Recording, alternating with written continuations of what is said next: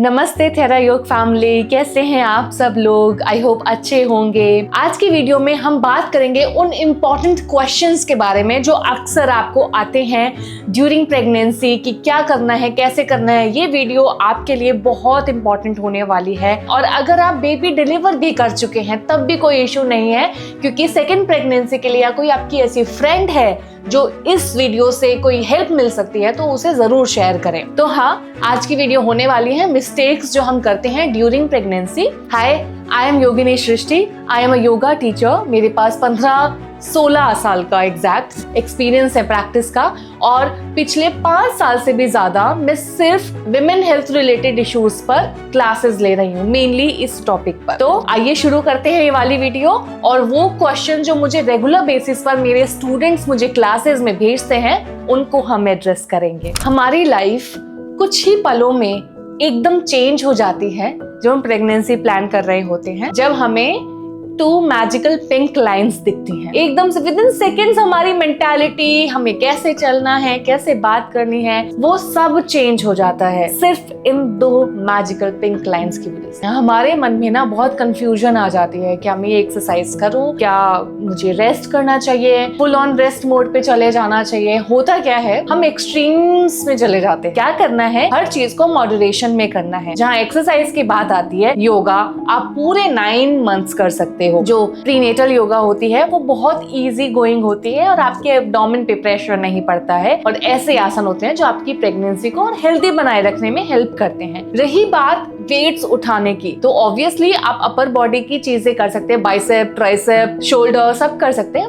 But deep squat weights के साथ नहीं करना है या डेड लिफ्ट्स नहीं करना है। उस पे एब्डोमेन पे प्रेशर आता है, तो उसको प्रेगनेंसी की बात कर ले, अभी थोड़ा सा रेस्ट ले। बट बिल्कुल ही एक्सरसाइज को बंद कर देना वो बिल्कुल सही नहीं है। इसका उल्टा होता है, हम इतने ज्यादा एक्टिव नहीं थे प्रेगनेंसी से पहले। हाँ ठीक है, थोड़ा बहुत काम कर लिया, और सुबह सुबह शिष्टी कैसे करें, ऑफिस जाना है, ऑफिस से वापस आना है, फिर टाइम ही नहीं मिलता है। और प्रेगनेंसी के बाद होता है कि मुझे तो अब सब करना है अपनी बेबी के लिए, मुझे वेट भी उठाना है, मुझे पिलाटेस भी करना है, मुझे योगा भी करना है, मेडिटेशन भी, आयुर्वेद भी, सब कुछ।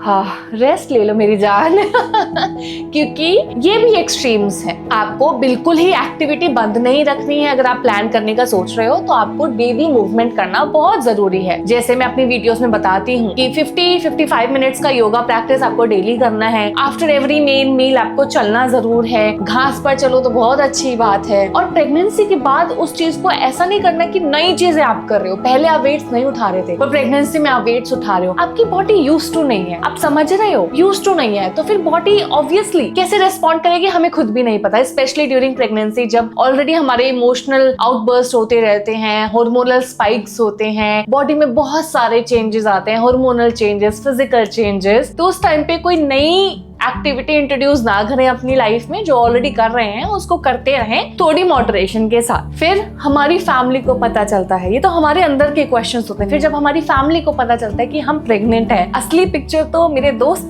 जब शुरू होती है, क्योंकि फिर हर कोई अपनी ओपिनियन लेके आता है कि तुम्हें तो ऐसे चलना चाहिए, तुम सीधी मत चढ़ो, तुम पीठ के बल मत सो, तुम बैठी मत रहो, या तुम लेटी मत रहो, या तुम इतना खाओ, ये मत खाओ, वो मत। अरे भाई, सासू माँ की सुनो, ठीक है, अच्छी बात है, पर जो आपकी बॉडी अलाउ करती है उसकी भी सुनो, आपकी बॉडी क्या बोल रही है। सबसे पहली चीज आती है जब हम प्रेग्नेंट हो जाते हैं कि अब तो तुम्हें 2 लोगों के लिए खाना खाना है। अरे भाई, 2 लोगों के लिए क्यों खाना है? वो बच्चा तो अभी छोटा सा है, और 1 मंथ में तो आपको पता है छोटा सा टाइनी पार्टिकल होता है। उसके लिए आप डबल प्लेट 2 की जगह 4 रोटी 5 रोटी खाओगे, वो सही नहीं है। क्योंकि प्रेगनेंसी में क्या होता है, हमारा वात बढ़ता है, और हमारी प्रेगनेंसी में अपान वायु पे इफेक्ट होती है, डाइजेशन भी वीक हो जाता है। तो खाना आपको 2 लोगों के लिए नहीं खाना। ऑब्वियसली 200 से 300 कैलोरीज आपको एक टाइम पे बढ़ानी पड़ती हैं डेली अपनी प्रेगनेंसी में, ताकि आपको एनर्जी मिलती रहे। But instead of eating for 2, आप प्रोटीन को इंक्रीज करो, वो बहुत इंपॉर्टेंट है आपके एनर्जी लेवल्स के लिए, आपकी बोन्स और मसल हेल्थ के लिए, आपके हेयर और स्किन के लिए, अलोंग विद यू आपके बेबी को भी हाई प्रोटीन से अच्छी हेल्प मिलती है ग्रोथ में। थर्ड ट्राइमेस्टर में जाके तो आपको up to 100-120 grams of protein daily लेना होता है। तो अभी से ही आप अपनी लिस्ट बना लो क्या चीजें आपको पसंद है और आप कैसे कैसे अपने प्रोटीन इंटेक को पूरा करोगे। आपको प्रोटीन पाउडर्स लेने हैं तो डॉक्टर से एक बार पूछ लो या हमारे डॉक्टर से एक बार पूछ लो कि कौन सा प्रोटीन पाउडर मेरी प्रकृति के अकॉर्डिंग, मेरी रिक्वायरमेंट्स के अकॉर्डिंग मुझे सूट करेगा, या तो प्लांट बेस्ड या वे या नॉर्मल दूध के जरिए या पनीर के जरिए कैसे सूट होगा। बट 2 लोगों के लिए प्लीज मत खाओ, उससे आपका डाइजेशन इंपैक्ट होगा। डाइजेशन तो ऑलरेडी अग्नि जो होती है हमारी जठराग्नि वो वीक होती है ड्यूरिंग प्रेग्नेंसी। तो उसके लिए छोटे छोटे पोर्शन में खाना खाएं, याद रखिएगा, ठीक है, नोट करते रहिए। छोटे छोटे पोर्शन में खाना खाना है और कम कम इंटरवल पे खाना खाना है। यूजुअली क्या होता है हमारा, मैं जैसे अभी खाती हूँ खाना, मैं दिन में 2 से 3 बार खाना खाती हूँ। दिन में ज्यादातर मैं फ्रूट्स या फिर कुछ स्नैक बन गया घर पे वो मैं खा लेती हूँ। सुबह का खाना और रात का खाना मेरा मेन होता है और मैं डिनर भी अपना 5-5:30 के अराउंड कर लेती हूँ। बहुत जल्दी मैं डिनर करती हूँ। पर प्रेगनेंसी में ये चीजें बिल्कुल बदल जाती हैं क्योंकि आपको रात को 12 बजे भूख लग जाएगी, आपको पता भी नहीं चलेगा ये क्या खाऊं। तो उस टाइम आपको जो सही लगता है, जो हेल्दी रखा हुआ है घर में, और आपको ऐसा लगता है ना कि रोज रात को मुझे 12-1 बजे भूख लगनी है, नींद नहीं आती है, पैरों में दिक्कत हो रही है, रेस्टलेसनेस हो रहा है, तो आप थोड़ा सा हेल्दी स्नैक अपने लिए ऑलरेडी बना कर रख लो क्योंकि हम ही रिस्पॉन्सिबल है हमारी बॉडी के लिए, दूसरे लोग नहीं ध्यान रखेंगे। और आपके लिए एक और रिस्पॉन्सिबिलिटी, आपकी बेबी की रिस्पॉन्सिबिलिटी। कम खाना, जल्दी जल्दी खाना, मतलब हर 2 घंटे बाद आप खा सकते हो। और अगर भूख लग रही है रात को एकदम से उठ के कुछ तो खाना है, उसके लिए कुछ हेल्दी स्नैक ऑलरेडी आप तैयार रखो ताकि आप फिर जंक फूड पे स्नैक ना करो। याद रखोगे ना ये चीज, प्रॉमिस करो। बहुत बढ़िया। अब सृष्टि आपने ये तो बोल दिया कि हर 2 घंटे बाद खाना है, पर क्या खाना है? मुझे तो बहुत डर लग रहा है प्रेगनेंसी में। क्या मैं एप्पल खा सकती हूँ डेली? एप्पल छोड़ो सृष्टि, ये बताओ मैं पपाया खा सकती हूँ? पाइनएप्पल, वो तो सब बोलते हैं बिल्कुल अच्छा नहीं होता है। ठहरो मेरी बहन, इतनी मत टेंशन लो। मैं अभी आपको जो चीजें बताने वाली हूँ उसे नोट डाउन कर लो और सच में आपको पूरी प्रेगनेंसी में कोई दिक्कत नहीं आने वाली। बोलते हैं पपाया नहीं खाना है प्रेगनेंसी में, पपीता नहीं खाना है, कॉन्ट्रैक्शंस हो जाएंगे। वो होता है कच्चा पपीता, अगर हम बहुत ज्यादा क्वांटिटी में खाएं। आप पका हुआ पपीता मॉडरेशन में खा सकते हो, कोई इशू नहीं है। दूसरी चीज, सबसे बड़ा डर, पाइनएप्पल। मेरी खुद की जेठानी ने पाइनएप्पल खाया प्रेगनेंसी में क्योंकि उन्हें बहुत पसंद है। मैंगोस खाए, पाइनएप्पल खाया, बहुत पसंद है। तो पाइनएप्पल आप 1-2 पीस खा रहे हो, उसमें कोई इशू नहीं है। हर तीसरे तो चौथे दिन कोई भी इशू नहीं है। आपको मॉडरेशन का ध्यान रखना है, ठीक है। आप 1 पीस पाइनएप्पल खा रहे हो, उसमें कोई इशू नहीं आएगा। तो पपीता, पका हुआ, पाइनएप्पल बहुत मॉडरेशन में, क्योंकि कभी कभी बॉडी में बहुत हीट होती है, हमारी बॉडी पित्त प्रकृति होती है और ये ऐसे सावर फ्रूट्स हमें कभी कभी सूट नहीं करते हैं। तो 1 पीस आप खा लो, उससे ज्यादा नहीं। अब आती है जड़ी बूटियों की, बहुत ज्यादा हॉट पोटेंसी हर्ब्स की। तो उसमें हाँ, फर्स्ट 2 ट्राइमेस्टर्स में कुछ हर्ब्स ऐसे होते हैं जो बहुत गर्म होते हैं, आपको लेने नहीं चाहिए। और उसके लिए अगर आपको ज्यादा कंफ्यूजन है, आपको लग रहा है कि सृष्टि बहुत थोड़ा अभी डर लग रहा है ना, हर्ब्स में लेती हूँ, ये वाली मैं सप्लीमेंट लेती हूँ, तो उसके लिए आप हमेशा हमारे आयुर्वेदिक डॉक्टर से पूछ सकते हैं। इवन डाइट भी बनवा सकते हैं डाइटिशियन से अगर आपको ज्यादा डर लग रहा है। पर जैसे फॉर एन एग्जाम्पल अश्वगंधा हो गया, केसर ज्यादा क्वांटिटी में हो गया, वो फर्स्ट 2 ट्राइमेस्टर में थोड़ा सा आपको अवॉइड करना है क्योंकि वो हॉट पोटेंसी, गर्म तासीर के होते हैं और बॉडी में गर्मी कर सकते हैं। पर जैसे आपका जीरा हो गया, जीरा वाटर लेना हो गया, एवरी 3-4 डेज, एवरी वीक आप ले सकते हो अगर आपको डाइजेशन का थोड़ा इशू रहता है। खाली पेट घी जरूर लेना है अगर कॉन्स्टिपेशन रहती है। घी अपने खाने में, रोटी पे, सब्जी पे जरूर लेना है, बहुत इंपॉर्टेंट है। सारे फल फ्रूट खाने हैं, कोई इशू नहीं है। सारे नट्स खाने हैं, बादाम, अखरोट हो गया, फिग्स हो गए, सब मॉडरेशन में खा सकते। 4 से 5 भीगे हुए छिले हुए बादाम, 4 से 5 रेजिन्स, गोल्डन वाले या ब्लैक वाले, वो आपकी मर्जी है। मुझे गोल्डन वाले बहुत पसंद है, वो आपके एचपी लेवल्स के लिए भी बहुत अच्छे होते हैं। उसके अलावा हाफ फिग आप ले सकते हो, पूरा फिग मैं नहीं खा सकती, बहुत एनर्जेटिक होता है, मेरे लिए हाफ ही बहुत है, बट हाफ से 1 फिग आप ले सकते हो। फ्रूट्स जो भी सीजन में है, फ्रूट चाहे वो एप्पल है, चाहे वो मैंगो है, सब खाना। मैंगो मुझे बहुत पसंद है, मैं खाती हूँ। जब मैं प्रेग्नेंट होंगी मैं तब भी खाऊंगी, कोई नहीं रोक सकता है मुझे।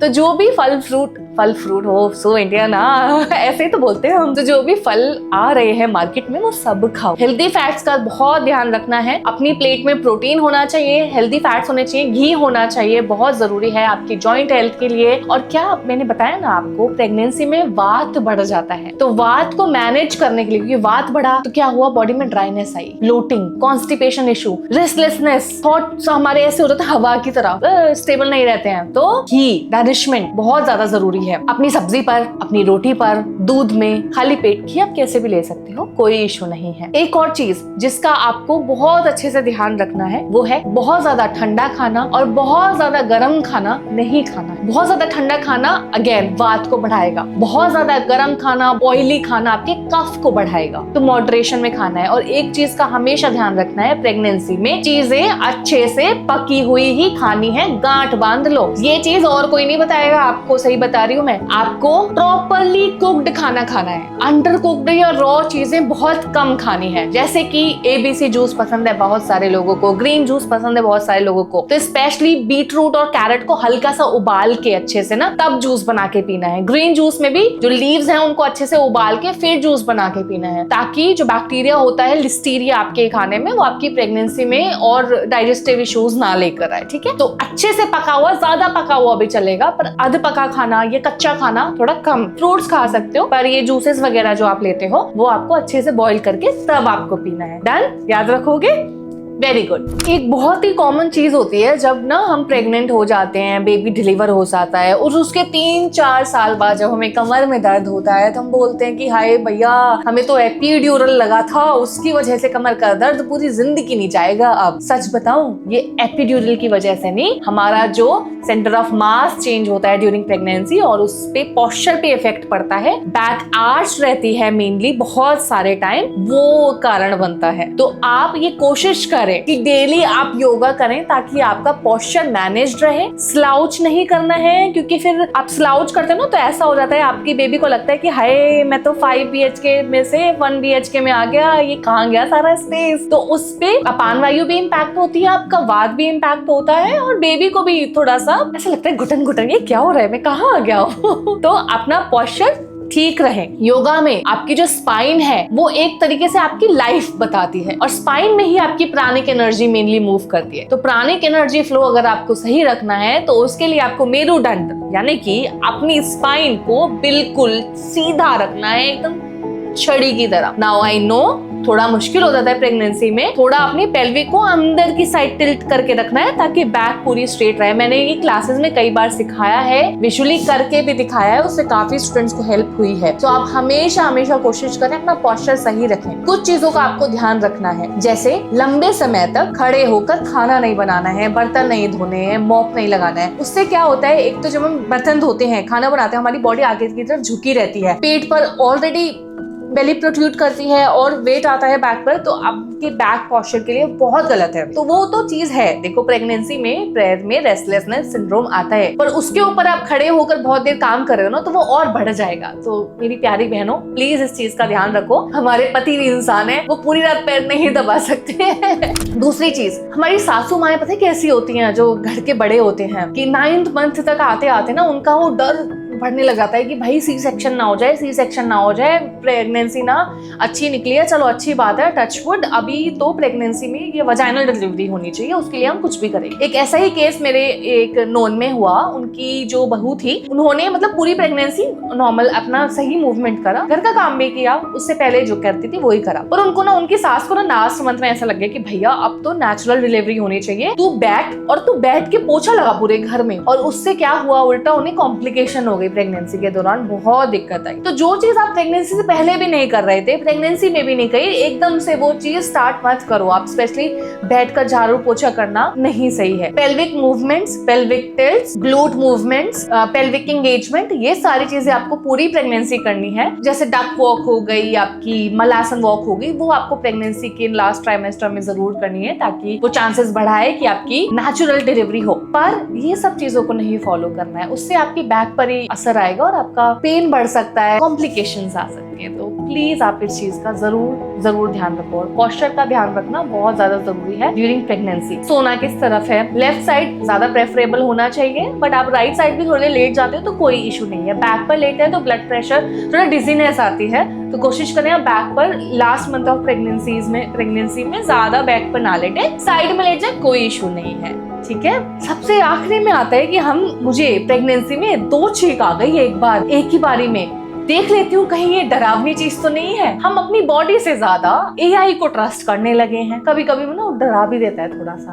और प्रेगनेंसी में तो मैं चाहती हूँ आप ना रिलैक्स्ड रहो, बिल्कुल अच्छे से मतलब फ्री माइंड होकर रखो, क्योंकि आप जितने रिलैक्स रहोगे आपका बेबी उतना अच्छे से अंदर डांस करेगा, उसको मजा आएगा कि हाँ मेरी मम्मा हैप्पी है, मैं भी हैप्पी रहूंगा। सच में आप जो बातें करते हो, जैसा फील करते हो, आपका बेबी सेम वही चीज फील करता है, फॉलो करता है। तो आप खुश इज इक्वल्स टू बेबी खुश, बल्ले बल्ले। पर आप छोटी छोटी चीजों पर ऐसे स्ट्रेस लोगे, हर एक सिम्टम को आप गूगल करोगे, उससे और स्ट्रेस बढ़ेगा और बेबी शांत हो जाएगा। ऐसे ही मेरे किसी नोन के साथ हुआ था अभी, उनको ना थोड़ी ओवर थिंकिंग हो गई, फिर बेबी ने ना 8 मंथ में प्रेगनेंसी में मूवमेंट नहीं करी, वो डर गए और डॉक्टर ने बोला कि स्ट्रेस लिया था तुमने? कहती हाँ मैंने स्ट्रेस लिया था, तभी तुम शांत हो ना, इसलिए बेबी भी शांत है, परेशान नहीं कर रहा आपको। तो प्लीज पूरी प्रेगनेंसी में आपको एक्स्ट्रा ऑप्टिमिस्टिक रहना है। जो बोल रहा है, जैसे बोल रहा है, तुम अपने पे, मैं अपने पे, मुझे तो ध्यान नहीं देना। सच में जैसे वो कहावत होती है ना कि आधा ग्लास भरा हुआ है, आप किस तरफ देख रहे हो, आधे भरे हुए की तरफ या आधे खाली की तरफ? आपको प्रेगनेंसी में आधे भरे हुए की तरफ ही देखना है, कुछ भी हो। भैया मैं अपने बच्चे के लिए हेल्दी रहूंगी, खुश रहूंगी, मेरे लिए मेरा बच्चा और मैं पहली प्रायोरिटी है, और होना भी चाहिए। अगर आपको कोई भी डाउट आता है क्या मैं दवाई ले सकती हूँ, मुझे ऐसे सिम्टम आ रहे हैं, आप प्लीज अपनी बॉडी की सुनो, अपने डॉक्टर की सुनो, अच्छी डाइट लो। पर हर एक सिम्टम को गूगल करना is not the right way. अंदर अंदर हम सबको पता है कि नहीं है, पर फिर भी हम रुक नहीं पाते, सर्च करते हैं। और ठीक है, कभी कभी हम रुक नहीं पाते, सर्च कर भी लेते हैं, तो उसमें भी परेशान नहीं होना है, वो जो भी बोल रहा है, ठीक है। पॉजिटिव चीजें उठा लेना उससे भी अपने आप को परेशान नहीं करना है। पूरी वीडियो में आपने क्या सीखा कि खाना आप सब खा सकते हो मॉडरेशन में, ज्यादा आप कोई सप्लीमेंट ले रहे हो, डर लग रहा है, तो ऑब्वियसली उसके लिए सबसे बेहतर तरीका यही होगा, इंस्टेड ऑफ गूगलिंग इट आप डॉक्टर से कंसल्टेशन ले लो। मैं डिस्क्रिप्शन में एक लिंक आपको दूंगी जहां से आप डायरेक्ट हमारे डॉक्टर से कंसल्टेशन बुक कर सकते हैं और सारी परेशानियों को एक ही झटके में भगा सकते हैं। और अगर आप ड्यूरिंग प्रेगनेंसी मेरे साथ ऑल द 9 months प्रैक्टिस करना चाहते हैं तो उसका भी ऑप्शन है, क्योंकि healthy mother is equals to healthy baby, happy mother is equals to healthy and happy baby. तो प्लीज पूरी प्रेगनेंसी में आप इन सब चीजों का ध्यान रखें। जो कोई ऑलरेडी प्रेग्नेंट है उसे ये वीडियो भेज दें। आई होप ये वीडियो आपको बहुत अच्छी लगी होगी। कॉमेंट करके बताओ आपको और क्या जानना है और क्या आपके क्वेश्चन है प्रेगनेंसी में, मैं उनको सबको आंसर करूंगी इतने ही प्यार से, इतनी ही एनर्जी से। और अब मिलते हैं नेक्स्ट वीडियो में, जब तक नमस्ते।